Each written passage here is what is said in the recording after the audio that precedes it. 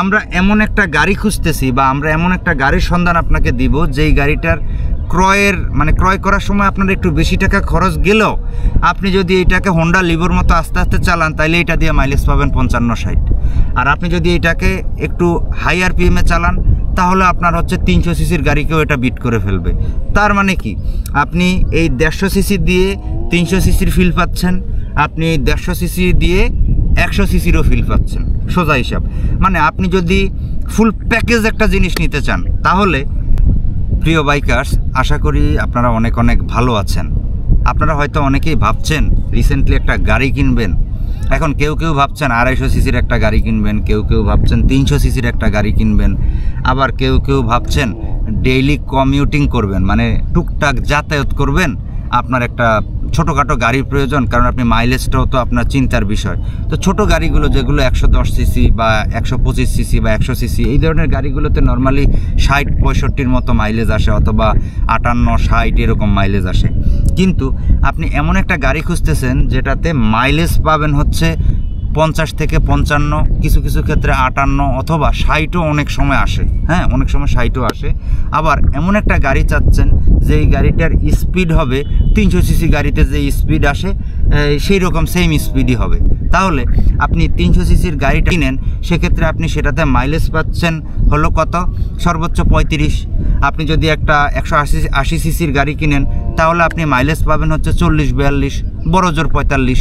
কিন্তু আপনি যদি 150 সিসির এই ইঞ্জিনটা কিনেন, মানে এই ইঞ্জিনের যেই গাড়িগুলো রয়েছে, যেমন একই ইঞ্জিন দিয়ে R15 version 3, R15 version 4, R15M, MT15 version 1, MT15 version 2, তারপরে XSR, মানে ইঞ্জিন একটাই।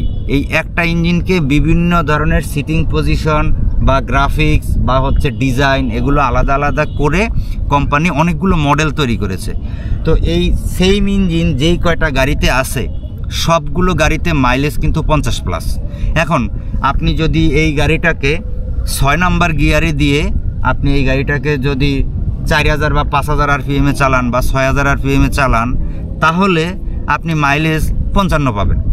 আবার এই গাড়িটাকে যদি আপনি টপ পারফরমেন্স চান, মানে ইঞ্জিনের টপ পারফরমেন্স, আপনি 300 সিসির সাথে রেস করবেন, ইনিশিয়ালি 300 সিসির সাথে একটু পিছিয়ে থাকতেও পারে ইনিশিয়ালি, কিন্তু আপনার দিন শেষে মানে টপ এন্ডে এই গাড়িটা কিন্তু 300 সিসিকে বিট করতে পারবে।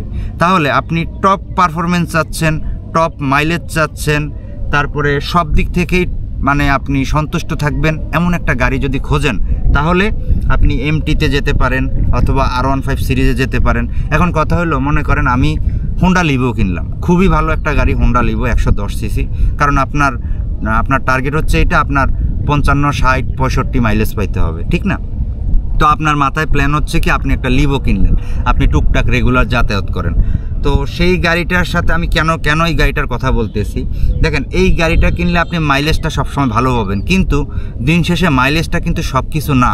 ওই গাড়িটা নিয়ে যদি আপনি একটু 70+ চালান বা 80+ চালান তাহলে দেখবেন ওই গাড়িটা এরকম করে কাঁপাকাঁপি করবে এবং আপনি ওইখানে ব্রেক দিলে বেশিরভাগ সময় পিছনের চাকা স্লিপ কাটবে, মানে হোন্ডা লিভোর কথা বলতেছি। এবং রাস্তাঘাটে জরুরি মুহূর্তে আপনি ইনস্ট্যান্ট কোনো এক্সিলারেশন পাবেন না, সোজা কথা আস্তে গাড়ি চলবে। সেই জন্য যদি আপনি চালাইতে চান তাহলে হচ্ছে আপনি লিভো কিনবেন, ওটা অবশ্যই ভালো গাড়ি, আমি কখনোই কোনো কোম্পানিকে ছোট করতে চাই না। কিন্তু আমরা এমন একটা গাড়ি খুঁজতেছি বা আমরা এমন একটা গাড়ির সন্ধান আপনাকে দিব যেই গাড়িটার ক্রয় করার সময় আপনার একটু বেশি টাকা খরচ গেলেও আপনি যদি এটাকে হোন্ডা লিভোর মতো আস্তে চালান তাহলে এটা দিয়ে মাইলেজ পাবেন 55-60। আর আপনি যদি এটাকে একটু হাই আরপিএমে চালান তাহলে আপনার হচ্ছে 300 সিসির গাড়িকেও এটা বিট করে ফেলবে। তার মানে কি, আপনি এই 150 সিসি দিয়ে 300 সিসির ফিল পাচ্ছেন, আপনি 150 সিসি দিয়ে 100 সিসিরও ফিল পাচ্ছেন, সোজা হিসাব। মানে আপনি যদি ফুল প্যাকেজ একটা জিনিস নিতে চান তাহলে MT15 ভার্সন 1, MT15 ভার্সন 2, কারণ এগুলোকে বলা হয়, MT15কে বলা হয় নেকেড স্পোর্টস গাড়ি, আর R15 যে সিরিজটা ভার্সন 3, ভার্সন 4 ওগুলোকে বলা হয় স্পোর্টস বাইক। হ্যাঁ, কারণ ওগুলো একটু ঝুঁকে, মানে ওগুলো সিটিং পজিশনটা একটু ঝোঁকা, কিন্তু দিন শেষে MT15, XSR, R15 version 3, version 4, R15 এর তারপরে হচ্ছে এই MT সিটিং পজিশন ব্যতীত, মানে ভিতরের চেসিস বডি সবগুলোর কিন্তু একই, হ্যাঁ, এবং ইঞ্জিন সবগুলোর কিন্তু একই। সুতরাং এই সেটআপটা যদি আপনি কিনেন সেটা আপনার সুবিধাজনক। আপনার যদি সবসময় শুয়ে চালাইতে মন চায় তাহলে আপনি R15 ভার্সন 3 ভার্সন 4M এগুলো নেবেন। আপনার যদি স্ট্রেট এইভাবে চালাইতে মন চায় তাহলে এমটি নেবেন, কারণ এমটি নেকেড স্পোর্টস গাড়ি। আবার আপনার যদি একটু এইভাবে চালাইতে মন চায় তাহলে আপনি এক্সেসার নেবেন। মানে আপনার সিটিং পজিশন যেটাতেই পছন্দ হয় আপনি এই ইঞ্জিনের সেইটাই নিতে পারেন। এগুলো নিলে যেমন আপনি পারফরমেন্সের দিক থেকে টপ পারফরমেন্স পাবেন, আপনি মাইলেজের দিক থেকেও টপ মাইলেজ পাবেন। সোজা কথা, 300 সিসির গাড়িকেও এই গাড়ি বিট করতে পারবে, আবার 100 সিসির গাড়িকেও এই গাড়ি বিট করতে পারবে। এখন 300 সিসির গাড়িকে বিট করতে পারবে হচ্ছে স্পিডে এবং মাইলেজে, আবার 100 সিসির গাড়িকেও এই গাড়ি বিট করতে পারবে স্পিডে তো অবশ্যই, মাইলেজে। তো আপনি মাইলেজও চাচ্ছেন, আপনি টপ স্পিডও চাচ্ছেন, আপনি মানে ভালো একটা শক্তি চাচ্ছেন, সবই যদি চান তাহলে আপনাকে 150 সিসিতেই যাইতে হবে, অন্যথায় কোনো ধরনের কোনো উপায় না, মানে এই সেকশনটাতে থাকতে হবে।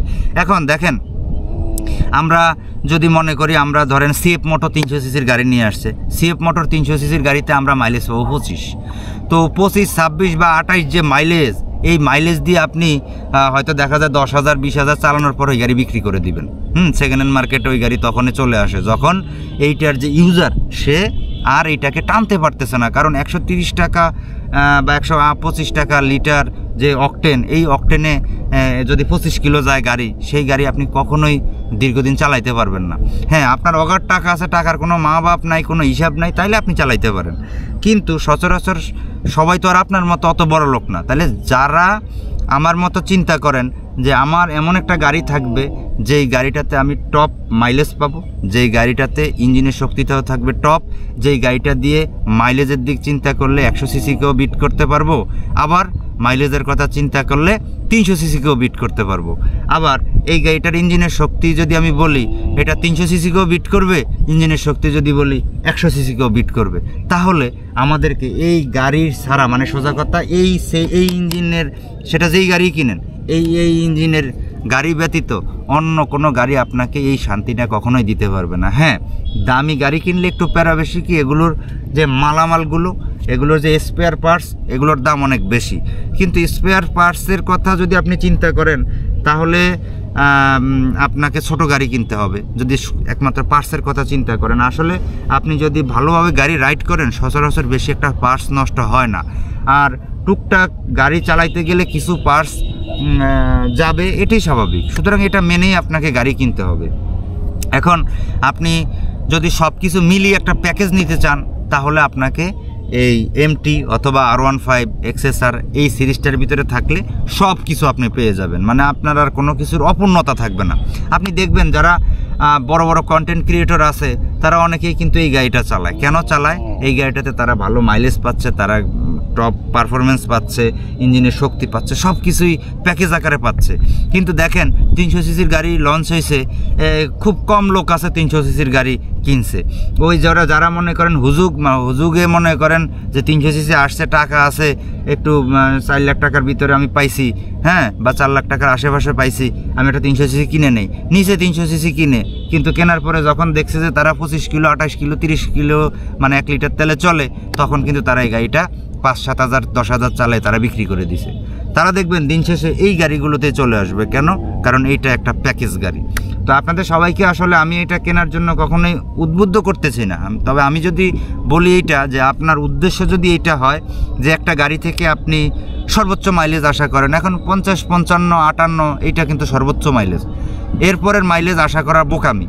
তো একটা এইরকম ধরনের একটা গাড়ি থেকে আপনি 50, 55, 57, 58 পর্যন্ত মাইলেজ পাবেন, আবার এরকম একটা গাড়ি থেকে 300 সিসির গাড়িতে যেই গতি উঠবে এইটা তো কাছাকাছি গতি উঠবে, বা অনেক সময় কিছু কিছু ক্ষেত্রে বেশিও গতি উঠবে, তাহলে আপনার এই গাড়িটা নেওয়াটাই কিন্তু শ্রেয়, এটা আমি মনে করি। আর যার কারণে আমি আসলে এই গাড়িটা নিলাম এবং আপনাদের সাথে ভিডিওটা করে এই জন্যই শেয়ার করতেছি যে আপনারাও যদি তাদের মাথায় যদি এইটা কাজ করে যে আমি মাইলেজও ভালো পাইতে চাই, আমি ইঞ্জিনের শক্তিও ভালো পাইতে চাই, তাহলে আপনাকে এই ইঞ্জিনের ভিতরে থাকতে হবে এবং এই ইঞ্জিন আপনাকে সব কিছু একটা প্যাকেজ আকারে দিবে।